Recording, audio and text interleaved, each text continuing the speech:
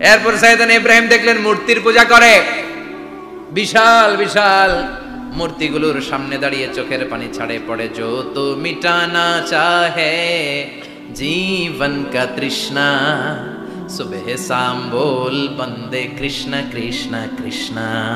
আছে না নাই? তো উনার এটাও মাথায় ধরে না, কারণ উনি দেখলেন কিছুক্ষণ আগে এগুলোর মাটি কাদা দিয়ে মূর্তি বানাইছে ওরা, এরপরে ডিজাইন করে এগুলোর সামনে ওম নমো পড়ে। তো এইটা ওর খোদা হয় কেমনে? যারা বানাইলো এরাই না মূর্তির খোদা। কথা বলেন, বুঝে শুনে উত্তর করেন। কাদার মাটি দিয়ে আমি মিজানুর রহমান আজহারি একটা মূর্তি বানালাম, মূর্তি বানিয়ে এটার আগুনে পুড়ে শক্ত বানালাম, এরপর আমি নিজ হাতে রং তুলি দিয়ে ডিজাইন করলাম, এরপরে এটার আমি বসালাম। বলেন তো আমি এটার স্রষ্টা না এটা আমার স্রষ্টা? এটার বানাইছে কে? মিজানুর রহমান আজহারি এই মূর্তির স্রষ্টা। চিল্লায় এখন ঠিক কিনা? তো যেটারে আমি বানালাম এটার আবার ওম নমো ভগবতী হবে? মাথায় ধরে না, উনার মাথায় ধরে না। উনি চিন্তা গবেষণা অনুসন্ধানের মধ্য দিয়ে সত্যের সন্ধান পেয়েছেন, মহাসত্য এমনি পান নাই। উনি দেখতেন আশেপাশে চলে মাছের পূজা, আমরা আজান দেখি, মসজিদ দেখি, তাফসির মাহফিল দেখি, উনি দেখেছেন মাছের পূজা। উনি বাইরে দেখেছেন গাছের পূজা, উনি বাজারে দেখেছেন গরুর পূজা, উনি এলাকায় দেখেছেন মূর্তির পূজা।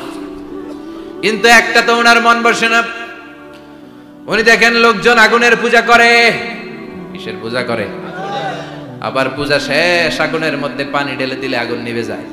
মাথায় ধরে না কি আমার খোদা কই গেল হঠাৎ করে? এতক্ষণ তো ছিল। ধরে নিলাম ফর এন এক্সাম্পল আগুনটাই আমার খোদা, এতক্ষণ তো আগুন রেই নম নম করতো, তো পানি দেওয়ার পরে আমার খোদা গেল কই? প্রশ্ন আছে না নাই? দেখেন কিভাবে ইন্টেলেক্ট, রেশনাল, সৃজনশীলতার বুদ্ধিমত্তাকে তিনি কাজে লাগিয়েছেন। খেয়াল করেন, আমরা চিন্তা না করে সিলে কান নিচে শুনে দৌড়। আছে না নাই? যাচাই করারও প্রয়োজন বোধ করি না, ভেরিফাই করার প্রয়োজন বোধ করি না। এটা মহামারীর আকার ধারণ করেছে আমাদের সমাজে, সমাজটা শেষ। সাইয়েদনা ইব্রাহিম ভাবলেন আগুন আমার রব হয় কি করে? এটাতে পানি ঢাললে এটা গেল কই? তিনি বললেন না, আগুন আমার খোদা হতে পারে না। এরপরে দেখলেন সবাই গাছের পূজা করে। কিসের পূজা? ঘরে যখন লাকড়ি দরকার, গাছ নামক খোদারে কোপাইয়া সাজ করে ফেলে। কথা বুঝে নাই মনে হয়? যারা গাছের পূজা করে, যখন লাকড়ি দরকার, কাঠের দরকার, তখন খোদারে কি করে? কোপায়, কোপায়া সাইজ। তো খোদারে কোপায়, এটা কেমন খোদা? এরপর দেখলেন কিছু লোক গরুর পূজা করে। কিসের পূজা? এদেশেও আছে না নাই? তাদেরকে কটাক্ষ করছি না, সব ধর্মের প্রতি শ্রদ্ধা রেখেই বলছি। ভাবেন, রিথিঙ্ক করেন, পুনরায় ভাবেন। তো তিনি দেখতে পেলেন গরুর পূজা করে, আবার যখন জুতা বানানো দরকার, গরু জবাই করে গরুর চামড়া দিয়া জুতা বানায়া পড়ে। আছে না নাই? আমাদের হিন্দু ভাইরা তো চামড়ার জুতা, গরুর চামড়ার জুতা পরে না, না? হ্যাঁ, আছে না নাই? তো এইটারে খোদা মানে কি করে? খোদার গায়ের চামড়া দিয়ে জুতা, কত বড় বেয়াদব!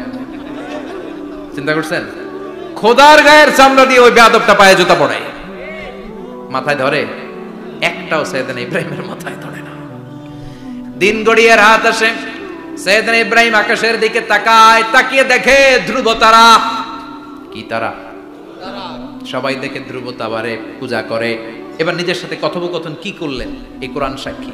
ফালাম্মা জান্না আলাইহিল লাইলু রাআ কাওকাবান ক্বালা হাযা রাব্বি ফালাম্মা আফালা ক্বালা ইন্নী লা উহিব্বুল আফিলিন। সুবহানাল্লাহ পড়েন। দেখেন নিজের সাথে নিজের বোঝাপড়া। রাত্রিবেলায় যখন ধ্রুব তারা দেখলেন, সবাই পূজা করে, এবার মনে মনে কথা কয়। কেমনে কথা কয়? এই যে শুরু করছিলাম একটু আগে, বললাম না যে মনে মনে কথা আছে না নাই? মনে মনে কথা কয়, কিরে এটা তো সুন্দর, এটাই মনে আমার খোদা। কিছুক্ষণ পর যখন দেখে তারা নাই, কয় না এটা খোদা না, এটা হুদা। এটা কি? খোদাই কি আমার ছেড়ে চলে গেলে চলবে? আমি অসুস্থ হইলে আমার দেখবে কে? অসুস্থ হইলে আমার সুস্থ করবে কে? বিপদে পড়লে আমাকে উদ্ধার করতে হবে কে? তার মানে আমার খোদা আমার ছেলে চলে যায় না, এই তারা আমার খোদা হতে পারে। ফালাম্মা জান্না আলাইহিল লাইলু রাআ কাওকাবান ক্বালা হাযা রাব্বি ফালাম্মা আফালা ক্বালা ইন্নী লা উহিব্বুল আফিলিন ফালাম্মা রাআল কমারা বাযিগান